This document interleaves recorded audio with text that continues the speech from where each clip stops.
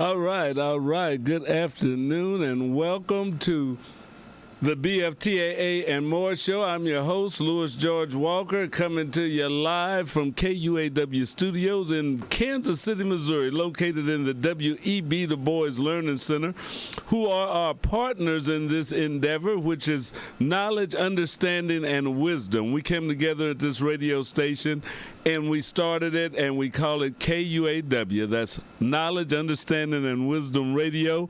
Right here, 24 hours a day, we're broadcasting a lot of news, talk, old school music, smooth jazz, blues, and a lot of other information that you can pick up right here at KUAW Radio. So we're glad that you're here with us today, and we hope that you'll enjoy what we're talking about. Tell your kids to listen. You may pick up a little information that you like and something that you can use in the future working with your young people or for your family. That's what the Black Family Technology Awareness Association is all about, is closing that digital divide that exists in the African American community and other disadvantaged communities and people of color. So we want to bring news and information and get you involved in STEM, which is science, technology, engineering, and mathematics, and how you can use this new technology to improve your standard of living. So that's our goal. We hope that you will enjoy this show and that you will get something out of it. Now, we're going to start with what we usually do, and that's we show you a little bit of what's going on at NASA from the National Aeronautics and Space Administration.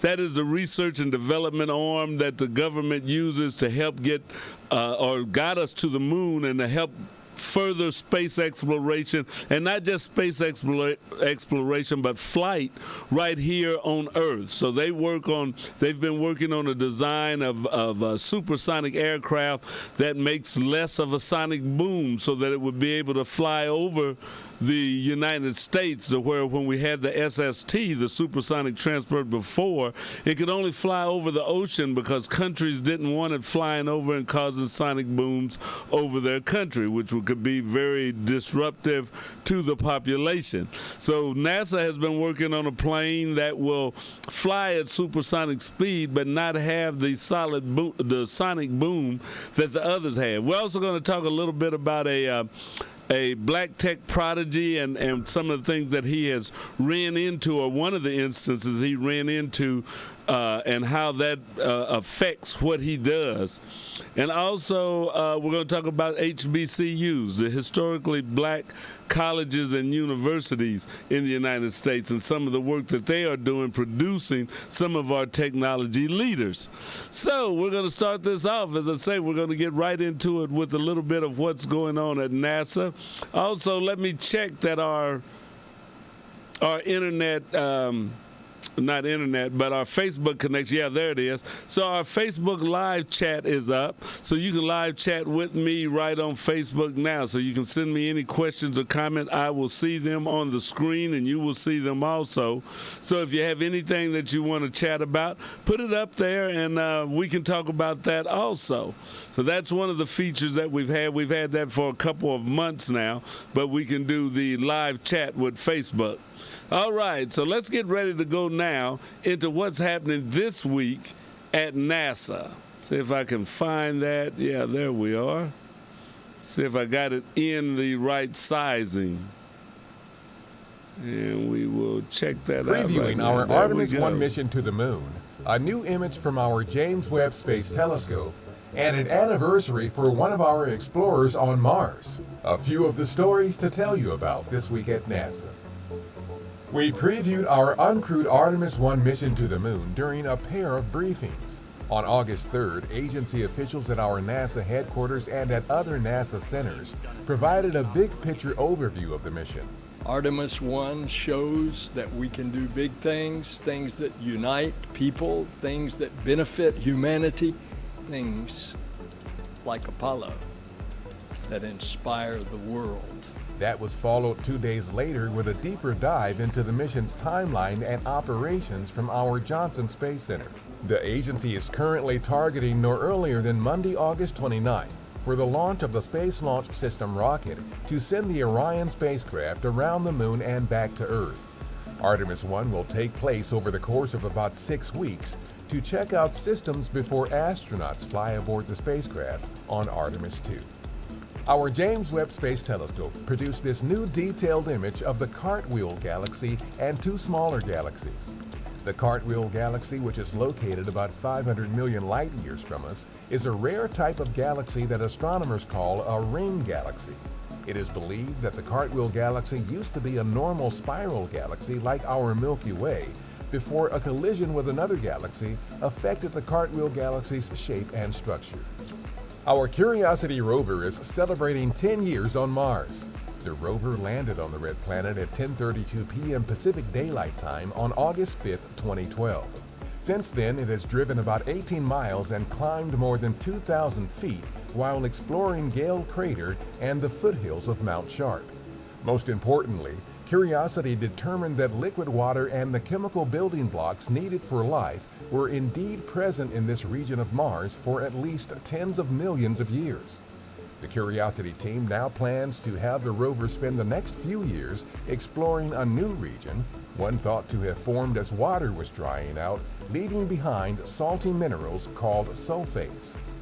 The launch of our SpaceX Crew 5 mission to the International Space Station is currently targeted for no earlier than September 29th from our Kennedy Space Center.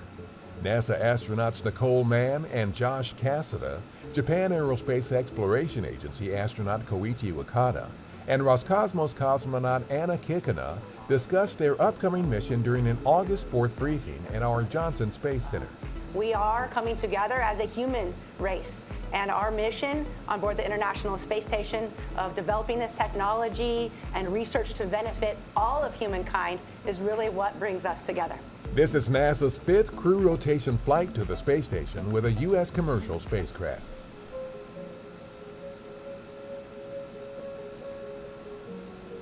NASA is remembering actor Nichelle Nichols, who passed away on July 30th. She broke new ground on Star Trek in her role as Lieutenant Uhura, one of the first leading recurring black female characters on U.S. television. Years later, NASA officials enlisted her help to recruit the first women and minority astronauts for the Space Shuttle program. In a statement, NASA Administrator Bill Nelson noted that as we prepare to send the first woman and first person of color to the moon under Artemis, NASA is guided by the legacy of Nichelle Nichols. That's what's up this week at NASA. For more on these and other stories, follow us on the web at nasa.gov/twan. All right, that's what's going on this week at NASA, and it's very fitting that they would pay a tribute to Nichelle Nichols, who was on Star Trek, Lieutenant Uhura, as you've probably seen, but she was back in the 60s and early 70s. That's what, everybody would love to see her. Even Whoopi Goldberg said she was an inspiration, and that's one reason why she wanted to be on Star Trek, the next generation later, that she did get to be. So, rest in peace, Miss Nichols. That is a good thing that she has done, or she leaves a good legacy, I should say. All right, we're going to stay into NASA and what's going on at NASA. Because I was out of town last week, I went to a family reunion. I didn't make the first week here, so we didn't get to see what's going on in the sky with What's Up NASA, what the moon and the stars are doing. So we've missed a week. But we're going to go ahead and show you what's up. So you can look up in the night sky on a summer night. If you go out or if you're in the park, you can check out some of this that they're showing you right now. So let's go right now into What's Up NASA. What's up for August? Grab your binoculars for planet viewing, the outlook for the Perseids, and flying with Cygnus, the swan. The morning planet parade we've been enjoying the past few months comes to an end in August, with Venus and Saturn making their exits on opposite sides of the sky. But that still leaves Mars and Jupiter high overhead to enjoy. In fact, August begins with a close conjunction of the red planet and distant ice giant planet Uranus. Uranus can be difficult to find without a self-guided telescope, but it's an easy object for binoculars if you know where to look. And on the first, you'll find the tiny bluish disk of Uranus just northwest of Mars in the morning sky. They'll easily fit in the same field of view through binoculars. Moving on to the morning of the 15th, you'll find the Moon only a finger's width from Jupiter. Like Mars and Uranus, they'll make a great pairing through binoculars, and you'll also likely catch a glimpse of Jupiter's 4 largest moons. The Moon then works its way eastward to join Mars on August 19th. This is another nice pairing for binoculars, plus you'll find the pairs super close to the Pleiades. You may even be able to fit them all into the same view. Moving to the evening sky, Saturn is transitioning from a late night and early morning object to an all-night sight. It's rising as night falls in August. Look low in the east around 9 p.m. to find it as a steady yellowish point of light. You'll find that the ring planet rises a bit earlier each night over the course of the month. Saturn's in opposition this month, meaning it's directly on the opposite side of Earth from the Sun. It's around this time when the ringed planet appears its biggest and brightest for the year. By the end of the month, you'll start to notice Jupiter rising around 9 p.m. to join Saturn. This means Jupiter will be pulling double duty as an early evening object appearing in the eastern sky and an early morning one appearing in the west. The Perseid meteors are an annual event many of us skywatchers look forward to, as they often produce lots of shooting stars for us to enjoy. Unfortunately, this year all but the brightest Perseids will be washed out by a full moon on the peak night of August 12th. So this is probably not the year to make a special trip in order to see the Perseids, but if you find yourself outside between midnight and dawn on August 13th, don't forget to look up anyway. Because you never know, you might just catch one of the bright Perseid meteors that defies the glare of the moon. And don't forget, the occasional early Perseid can streak across the sky as much as a week beforehand. You'll find the constellation Cygnus, the swan, flying high in the eastern sky after dark in August. Cygnus has an overall shape like a T or cross, and contains a star pattern sometimes called the Northern Cross. Cygnus is anchored by its brightest star, Deneb, which represents the swan's tail. Deneb is the northernmost of the 3 stars in the Summer Triangle, and it's visible even in bright city skies. On the other end of Cygnus from Deneb is double star Albireo, which is a stargazing favorite as it shows beautiful blue and gold colors even through the most modest telescope. Now, Cygnus lies right along the plane of the Milky Way, so it's dense with glittering stars and dark dust clouds, with lots of interest for telescope observers and astrophotographers to enjoy, including the North America Nebula, the Veil Nebula, and the Blinking Planetary Nebula. It also includes the open star clusters M29 and M39, which are visible with binoculars. However you're observing the sky where you live, August is a great time to discover the constellation Cygnus, the graceful swan soaring across the dusty lanes of the Milky Way. Here are the phases of the moon for August. Stay up to date with all of NASA's missions to explore the solar system and beyond at nasa.gov. I'm Preston Dykes from NASA's Jet Propulsion Laboratory, and that's what's up for this month.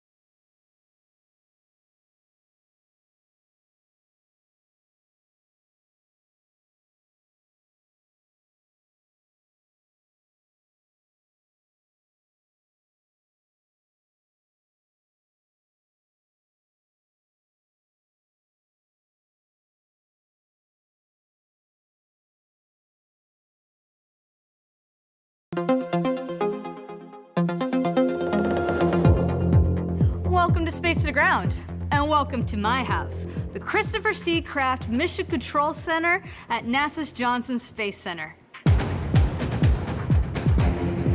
In just a few weeks, it will be from this very room that flight controllers will oversee the Artemis 1 mission, the first of a series of flights that will lead to the return of humans to the surface of the moon. And liftoff.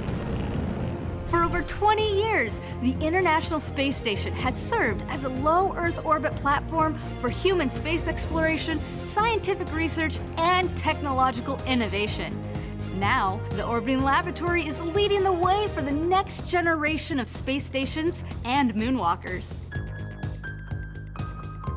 NASA is looking towards a return to the moon through Artemis, where we will explore more of the lunar surface than ever before. Building on a history of operating a space station in low Earth orbit and with collaboration with commercial and international partners, Artemis will establish the first long-term presence on and around the moon.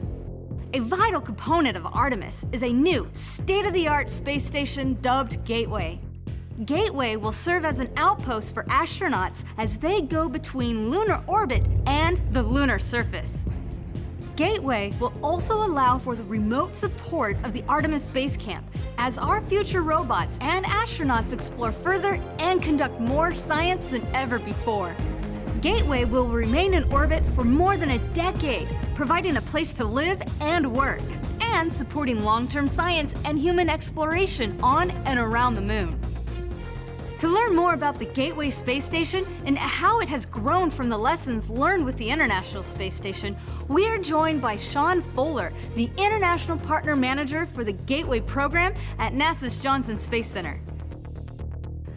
So one of the things about Gateway is that it's building on the International Space Station. What kind of lessons learned are you taking from the ISS for Gateway today?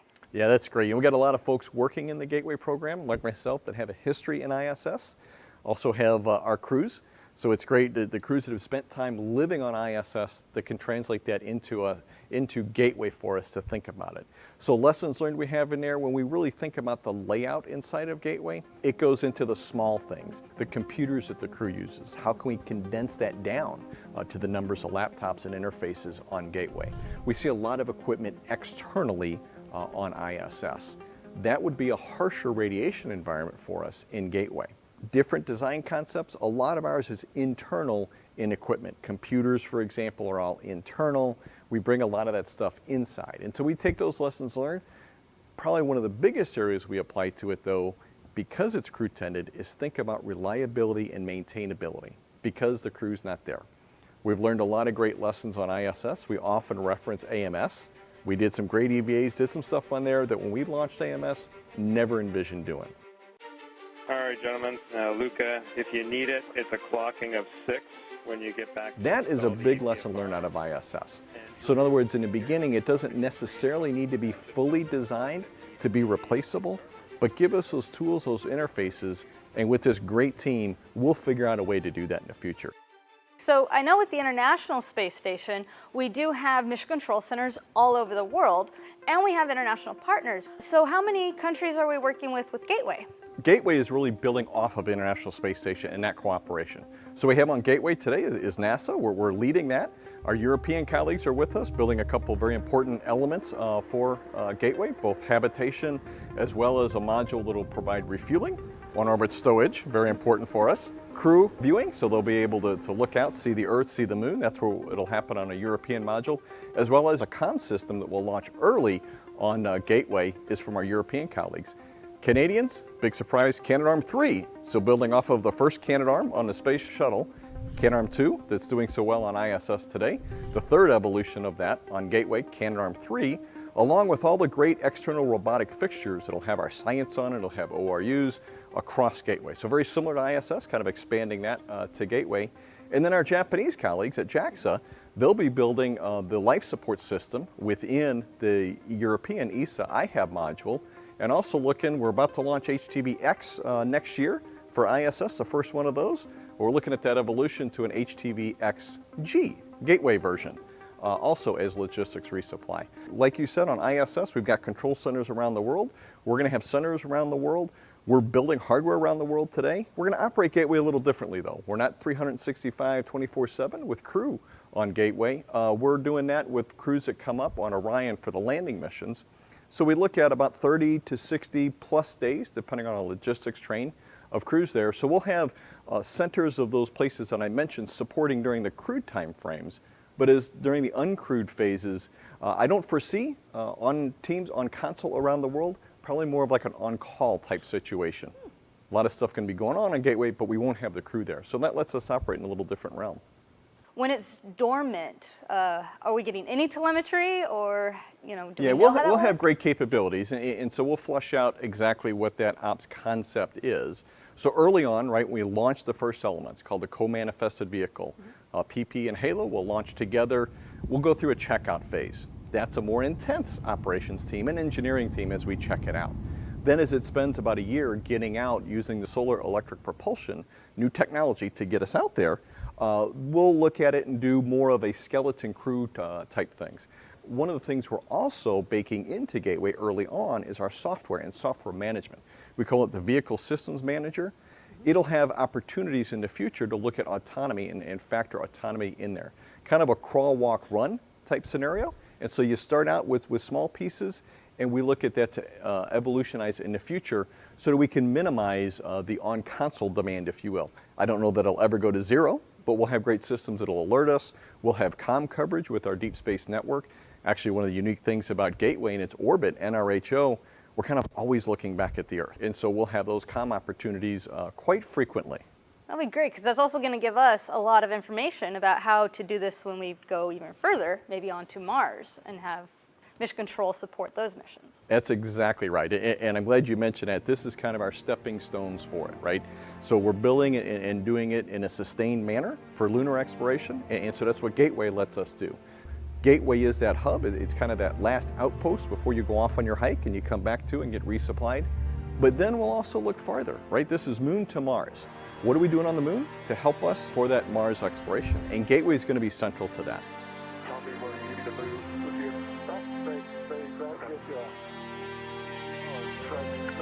As we look at ISS today, it's a lot different than when we launched that first element, doing a lot of things on ISS that we didn't dream of back then. We keep that in mind with Gateway, recognizing we're going to do lunar surface, but also the expanse to Mars. And so one of the things we talk about is the ability and the capability within Gateway for a Mars transit hab. So that would be on the front end of Gateway, kind of get things checked out. You could do a shakedown run, maybe a year long, in a Earth-Moon type orbit, so before you go off to Mars, shake that out, come back to Gateway, and then in the future go on to Mars. So we bake that in from the very beginning, keeping it very open, support our mission and our requirements, objectives today, but open to the future as well. Sounds just as complex as building the International Space Station. Is it going to be bigger or smaller than what we saw in terms of the construction of the ISS? Yeah, it's going to be quite a bit smaller. And if you think about the role of Gateway, it's an outpost. ISS is 6-7 crew, 365 days a year. Gateway will have 4 crew visiting from Orion, at least the initial missions. 2 of them will go down to the surface on a lander, perhaps all 4 in the future. And so it's smaller. It's about 30 to 60 days with crew there. If I look at comparisons from a pressurized volume, what I like to say is ISS, it's about a 4, maybe 5 bedroom, nice size, very comfortable house. You look at Gateway, it's probably more of your studio apartment size in terms of volume. But our overall mission is different, right? Gateway is supporting that full mission of the lunar surface. We have crews go down there. So we keep all those things in mind as we build the complex. That's fantastic. Sean Fuller, the International Partner Manager for the Gateway program. Thanks again for joining us today. You bet, my pleasure. It's a really exciting time here at NASA, with the International Space Station continuing to grow and expand our knowledge of living and working in space. And now with Gateway, a next-generation station for lunar orbit in development. We will use what we learn on and around the Moon to take the next giant leap, sending the first astronauts to Mars. We invite you to come along as we take those giant leaps and the small steps. You can follow us on Twitter at NASA Artemis and at NASA_Gateway. And that's Space to Ground for now. I'm Kayla LaFrance at Mission Control in Houston. Thanks for watching. We'll see you next week.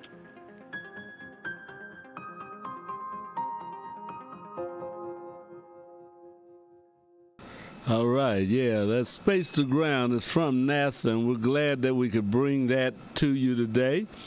Also like to say that it seems very exciting that they're talking about going to the moon, having that station, a built station that orbits around the moon, and that'll be the base, or not the base, the support system for the station that they'll build on the moon. So people will be traveling from Earth to the station, then from the station down to the lunar surface. They're looking at being there a longer time, doing a lot more exploration than they did in the 60s and 70s when they went to the moon a few times, and they didn't stay there but a few hours each time they came back. Now we're talking about really doing some exploration of the moon and going on to Mars. But if you look at the construction of these stations, we've got an International Space Station. Now they're going to have a Gateway Station. All the technology that has to go into that, all the building that's going on there, all the research and development, the robotic arms, all of those things, that's STEM, science, technology, engineering, mathematics. That is what we have to get our young people into. That is the future that has always been with us, and it's even more so now that we need engineers, we need scientists, technicians. You need to be aware of what is coming in the future, where the world is going, and that's where productivity and all is going to be made. So we need to make sure that we're on the cutting edge, that we know the technology that is coming, and that we're ready to work with it. Now, in order to do that, we have to have the access. We have to be able to get in to compete. And it's always been that we have to face obstacles. And the obstacles we face are still there. The obstacles of racism, not having the diversity in places is there. Now, I want to show you a little bit or go over an article from a guy that has really been making some strides in closing the digital divide and in fighting the racist attitudes of some people, not just in the world, but even in the tech community. So let me see if I can put his web page up right quick first before we go further with this. I don't know if I can or not, but I will see. Going to use it right in the Space to Ground space. So as I give you this article and give you this information that we got here. So let me bring up this. There we go. Right behind me. I'll have to get out of the way myself. And let's see if I can get out of your way. All right, I don't know if we'll be able to. Let's see. This is good use of the technology that we have right now so that we can interact with this screen and maybe bring this up. Okay, I got the web page up. I hit the interact, but it doesn't seem like it wants to let me do the interaction. Oh man, I tell you, well, we tried to get there, but it doesn't look like it's going to let us work with the web page. Let's see. Well, that's some of the work. This is the guy that I want to show you. If I can get his picture up there, and it doesn't look like that part of the screen is going to come up. But anyway, as we ride with this, let's see, there may be different ways of interacting.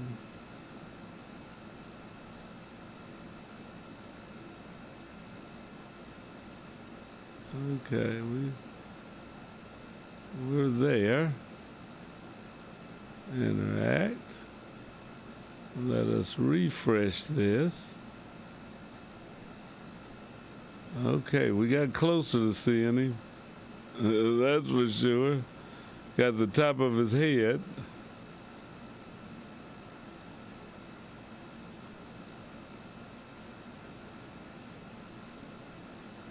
No, it's not going to let us do it. So, okay. But I will go ahead. This web page is actually GH Tech That's GH Tech. And let's see, let me bring that up where I can see it. And it's George Hosstetter, technologies.com. So that is his webpage. And this is a young man. I'll give you a little bit of his bio. George Hosstetter has participated in various tech events in his community and across the country. At the age of 13, George began his love for coding at the KUAW Labs Hackathon, an Oakland, California-based tech company. By the age 16, George had found his passion, combining social justice and technology.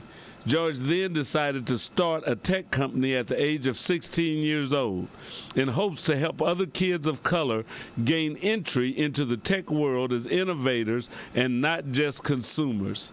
So that's what he is about. That's what his company is about. And this is a young man, a prodigy, as it says. At 13, he entered into his first tech challenge, or first hackathon. So he's been going quite a while, but he experienced a severe racial incident during a trip to study abroad in England. He's now 22 years old. And his response to the racist abuse has taken social media by storm, with many commending the 22-year-old for his brave and teachable response to a disturbing racial experience during his studies. So he has this base company, that he has started, and he's still learning. He's a young man, 22 years old, still working with his own company and also at Stanford University. But while he was in England doing some studies, on July 15th, they had a formal dinner to celebrate the students that were there at the Oxford University, located at Hughes Hall in Cambridge University. So while he was there, a classmate decided to airdrop the students an image of George Floyd, accompanied by the words, "I hate N-word." The message, which left the entire room speechless, had seemed to be a direct attack on Hosstetter, as he was the only black person in the room at the time. He says, "I not only realized I was the only black man in the room, but also that no one was going to speak up. Someone wanted to hurt me," Hosstetter explained in an interview with KTVU. A few minutes of whispering and snickering from his classmates went by before the Oakland-based student decided to stand up and address the bigoted situation. So somebody had put a picture of George Floyd and airdropped it, which that's a iPhone type of thing, airdropped it to the other students. So he basically messaged it to the other people that were there in the room, saying that he hates the N-words.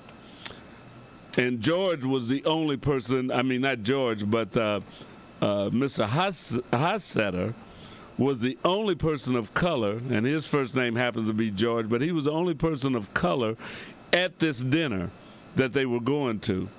So after calling the room's attention, this is how George reacted. He asked the class if anyone else had received the same message that he had.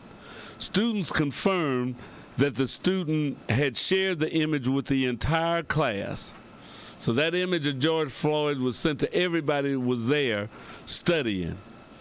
He instantly decided to alert his course director about what just has happened, and they responded by gathering devices from all the students to find the source. Hosstetter decided to be more proactive response, so it would be best suited to find the culprit. So he decided to open up to the class about his skills as a computer programming, which would make it easy for him to see who the perpetrator was. Within 30 minutes, the student had the opportunity to come forward and take accountability, he warned. He says, "Otherwise, I'm going to get my laptop from my room, hack into this network, and trace the image back to the device that the student used." After 30 minutes passed, nobody had came forth. So Hosstetter grabbed his laptop hacked into the system, and within a few minutes, I found the student responsible very quickly. He says, I take my work and threats very seriously. So there wasn't a question as if I could do it. It was how fast I could find the person responsible. After finding the source of the image, Hosfeder confronted the student. And despite this, the student remained unapologetic. So the Oakland native called the student to the stand before the group and asked him what he knew about the killing of George Floyd. Hosfeder decided to educate the student on how hurtful and toxic his actions were. He highlighted how significant the murder of George Floyd was and what it meant for black people living in America. He shared his background growing up in Oakland and educated the group on the city's involvement with the Black Panther movement in the 60s. He said, I explained his incredible lack of self-awareness and how he feels inherently superior to communities of color and how disgustingly dangerous that is. He says, I ended the speech by encouraging others to learn how to fight racism in its many different forms and how to take this experience as a moment of empowerment, as I was. So that's out on YouTube. I mean, that's out. What he did is on the web, but it's showing that sometimes we have to take this out. Oh, somebody has posted up, yeah, GeorgeHosfedersTechnologies.com. That's the site you can go through to learn about this young man and how he's working to educate people in the community. You know, so this is somebody that's doing a lot and used a moment where somebody wanted to hurt him racially or embarrass him with the George Floyd, and how he was able to find the person and then also hold them accountable for what they had done. That's the way that we should react. It doesn't mean you have to get mad, fight, throw fists, all of that, but to show that, yeah, you've got a key into this technology too, and that you can fight back with it. He calls the technology our superpower against injustice. So go to the website that you see on the screen. You can learn more about him. I've actually contacted them now and want to work with them to see how we can bring some of those opportunities to the students that we work with in Kansas City at the W.E.B. Du Bois Learning Center and throughout the city. So this is not just a teachable moment, but it's also a learning experience that brought this young man to my attention that we may be able to work with in Kansas City so that we can have more young people that are involved and fighting racism online in the tech communities, because we've got to build it up. The Plug, which is another online thing, says the new research by The Plug has revealed that nearly 12% of Fortune 500 companies have at least one black board member who is an alumnus of an HBCU college. So historically black colleges and universities are doing their part to create an environment where there are more technologically savvy technologists in the world that are people of color. So this is a thing that we have to support our historically black colleges and universities, and students should be signing up to go there. 12% of Fortune 500 companies have at least one black board member who is an alumnus of a HBCU college. The figures released earlier this week highlight the significant role that HBCU colleges play in reducing the racial wealth gap and providing more opportunities for black scholars to excel in their chosen careers. Despite HBCUs making up only 3% of colleges and universities, it continues to outperform non-HBCU institutions in retaining and graduating first-generation low-income students. According to the National Science Foundation, almost 18% of black STEM bachelor's degrees are awarded from HBCUs. So there are only 3% of the colleges in the United States, but they're producing 18% of the STEM degrees that are awarded to black students. That's saying something.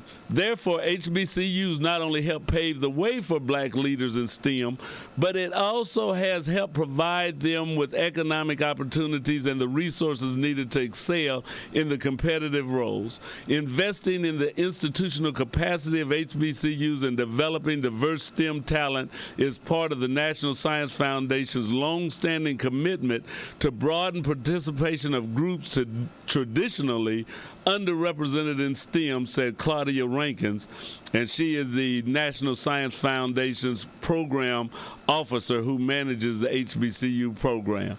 So that's something that we have to look at. Our historically black colleges and universities are not something to look down upon or to say that maybe they're less than. They are doing a great job in producing future leaders of color. You know, so the knowledge generated by this center will detail what practices HBCUs successful in educating, that makes them successful in educating black students in STEM, and the center will place HBCUs at the forefront of STEM education reform. So research by the UNCF also reveals that HBCUs generate $14.8 billion in national economic impact and 134,090 jobs for local and regional economies. So despite the narrative, HBCUs are not only proving to be a huge benefit to students, they are also beneficial to the country as a whole. So we have to remember that, and remember that as we have to face the slights and sometimes ridicule or whatever people try to do to come against us, as George Hosfeder did of Hosfeder Technologies. You know, we need to train more young people. Education is still a key. STEM is still a growing field. It's a beneficial field, and that's where we should be putting a lot of effort to get our young people through. So continue to work in the STEM fields if you can, or to get our kids into the pipelines. Support the Black Family Technology Awareness Association and other groups right here in Kansas City or in your community, wherever you may be located, that are working in the community to help raise the bar for our students, for our students of color, students that are underrepresented, students that are underprivileged, that they can come. Anybody can come to the programs that the Black Family Technology Awareness Association has. We want to reach out to everyone in our community. Everyone in our community, and there are hundreds of groups like the Black Family Technology Awareness Association nationwide that are doing the same thing. They need your support. Some of them are not big. They're not getting the big grant dollars. They don't have huge staff and all of that, but they are working with kids right in the community. They are just like the playgrounds and the schoolyards where some of our athletes, or the churches where some of our singers get their first start, their first taste of their careers for the future. Well, there are black institutions that are doing out-of-school science, coding, technology, robotics, design work, CAD drawings that we need to be supporting. So continue to listen. Be sure and check out the George Hosfeder Technologies, and if I'm messing the name up, please forgive me, .com. And let's work together to improve the educational output within our community. We've got, as that saying says, that a mind is a terrible thing to waste. And we want to make sure that we give all of the minds in our community the opportunity to grow, develop, and to be more. Thank you for joining me this week on the Black Family Technology Awareness Association's BFTAA and More show, brought to you by the W.E.B. Du Bois Learning Center and the Black Family Technology Awareness Association. This is BFTAA and More. I'm your host, George Walker. I'll be here next Monday to talk with you. So have a great day, and we'll see you next week. Continue to listen to the other shows on KUAW Radio, 24 hours a day. This is Kansas City's global community radio station. All right, have a good day. Bye-bye.